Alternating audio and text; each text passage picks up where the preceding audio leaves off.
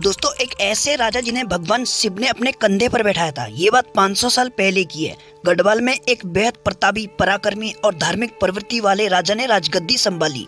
यह राजा अपने राज्य का विस्तार करना चाहता था, लेकिन अभी यह कुछ सोच पाता कि चंपावत के राजा ने गढ़वाल के राज्य पर आक्रमण कर दिया। फिर गढ़वाल का राजा भी रणभूमि में कूद गया। दोनों राजाओं के बीच घमासान युद्ध हुआ। उस युद्ध में गढ़वाल के राजा को हार का सामना करना पड़ा। गढ़वाल के राजा की सेना समाप्त हो चुकी थी, जिसके बाद गढ़वाल के राजा के पास रणभूमि से हटने का कोई और विकल्प था ही नहीं। गढ़वाल के इस राजा ने कुछ दूर जाकर पहाड़ी पर भगवान शिव की तपस्या की, वो भी एक पैर पर खड़े होकर।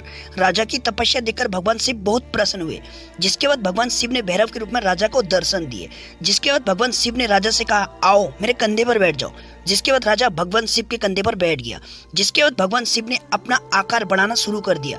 जिसके बाद भगवान शिव ने अपना आकार इतना बड़ा कर दिया कि राजा को एक तरफ हिमालय पर्वत दिखने लगा तो दूसरी तरफ शिवालिक पहाड़ियां। जिसके बाद राजा घबरा गया। उसने भगवान शिव से कहा कि मुझे नीचे उतारो। जिसके बाद भगवान शिव ने अपना आकार छोटा किया और उसे नीचे उतारा। उसके बाद उसे कहा, जहां तक तुम्हारी नजर पड़ी वहां तक निश्चित तौर पर तुम्हारा राज्य रहेगा, जाओ और युद्ध की तैयारी करो। इतना कहकर भगवान शिव अंतर ध्यान हो गए।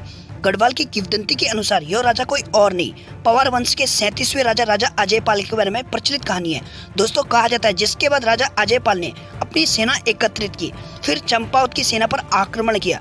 जिसके बाद राजा अजयपाल की सेना के सामने चंपावत की सेना की एक भी न चली। दोस्तों राजा अजयपाल वही राजा थे जिन्होंने गढ़वाल के 52 गढ़ों को मिलाकर गढ़वाल राज्य की स्थापना की थी। आपका क्या कहना? अगर आप गढ़वाल से हो, इस वीडियो के बारे में कमेंट में जरूर बताना।